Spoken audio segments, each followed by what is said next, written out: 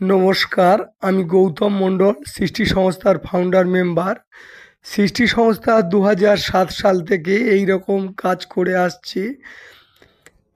এবছর আমাদের টার্গেট ছিল 1140 জন শিক্ষার্থী এবং বয়স্কা মহিলার শাড়ি জামা দেওয়া ও কিছু গিফট দেওয়া।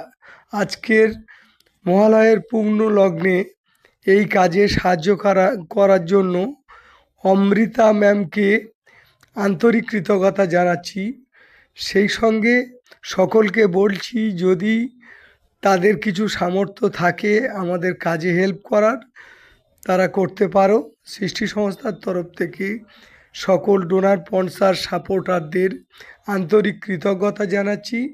সঙ্গে আগাম শুভ শারদীয়ার প্রীতি শুভেচ্ছাও ও আন্তরিক কৃতজ্ঞতা জানাচ্ছি। নমস্কার সকলকে।